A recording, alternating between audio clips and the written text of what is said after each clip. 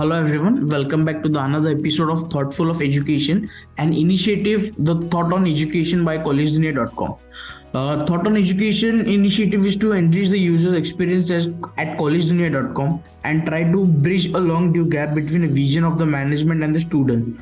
So today we are having with us Professor Vishakha Apte ma'am from Cyber College Kolhapur. So welcome ma'am, welcome to the interview ma'am. Thank you. So should we start your interview ma'am? Yes, please go ahead. So ma'am, my first question to you is that can you just give you a brief introduction prior to that of yourself? Yeah, sure. It's my pleasure. And it's so thoughtful of you to think about me as a candidate for interview to your program. I'm Dr. Vishakha Apte. I'm Professor of Management in Cyber College.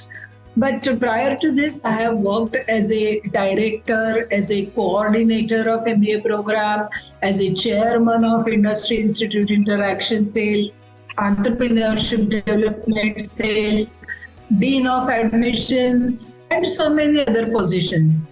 And though I began my career as a assistant professor, just like everyone begins, I have been able to do some substantial things in the education field.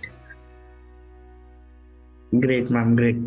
Okay, ma'am. Thank you so much for your introduction. So we shall begin with the interview. So, ma'am, my first question to you is that you held a key position at the Education Institute throughout your professional career. So, what are the key factors that keep you connected with the education sector? The most important thing about education sector is that you are constantly in touch with youth. And this youth is the future of the country. It is the future of the society. So the enthusiasm of youth and their dreams, their eyes, they say a lot of dreams that they have, and that keeps me connected with this education sector.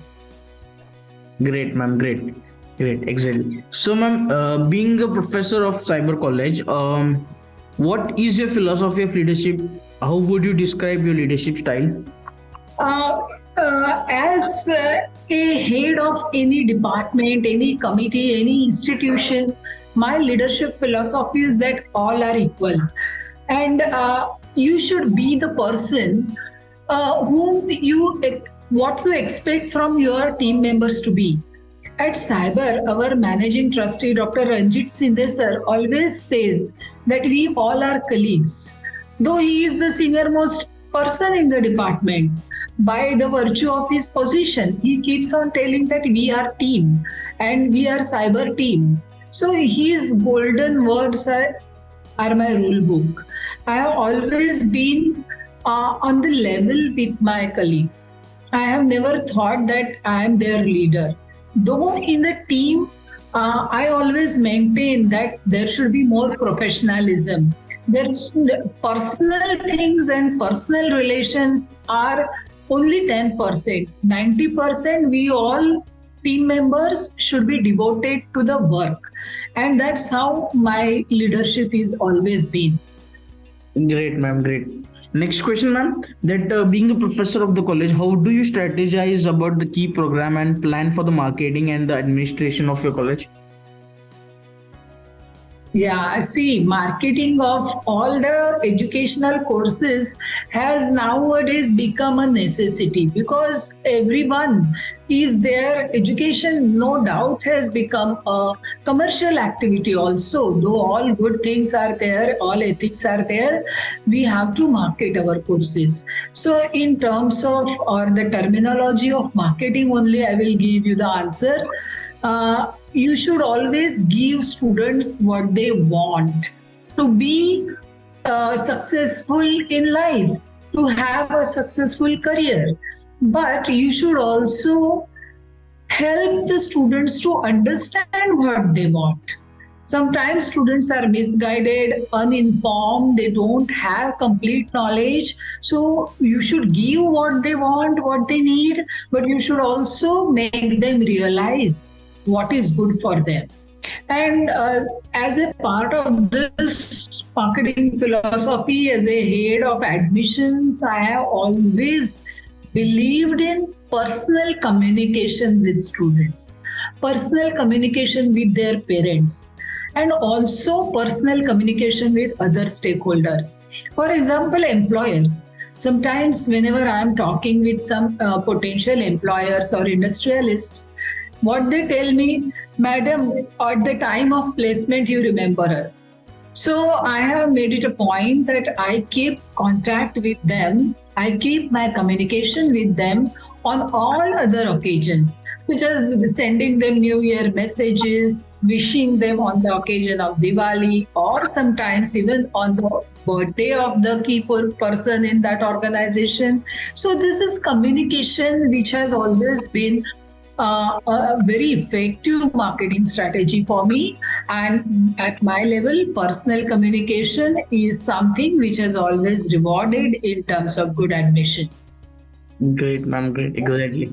Next question, ma'am. Any insights in how your college could be welcoming to the students of different races and economic backgrounds? Yes, because you know that nowadays one of the important transition that I have seen in academics is the increasing number of girl students in higher education and in technical education. And not only that, students coming from rural areas, different languages, different backgrounds, when they come to cyber, we have usually never ever differentiated among the students. And when we are using, so far as the language is concerned, you know, when we are using a common language like English, automatically the students who are speaking different languages, they feel that yes, though my language is not spoken here, maybe in Maharashtra or in Kolhapur, also I don't have to learn anything or speak compulsorily in the vernacular language.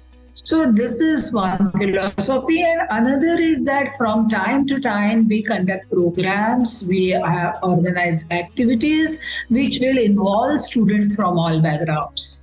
Cultural, this diversity and mixing of different practices helps the students to get feel comfortable in the campus. Right, ma'am. Exactly. Great, ma'am. Next question. What do you think your role and responsibilities to the college and the students are? I have always perceived my role as a coach, as a mentor, or as a guide who will ignite confidence in the minds of young students. Because these students have yet to explore the world. Very few students already have some job experience. Most of them are just coming from one college into another college. So, whatever we teach inside the classroom is the subject knowledge that we are providing. But in actual workplace, only a very limited part of it is going to be used. If we look at the long-term career and success in real life, then we should give something which goes much beyond the curriculum or the subject matter. So that important part is confidence. So I as a mentor or I as a teacher always try to create good human beings who have ethics and values and also lots of confidence in the real world. Great, ma'am. Great. Next question, ma'am. What do you think should be the institute's top priority over the next 10 years? According to me, in the next 10 years, institutes or universities should spend resources on building a good culture in the organization.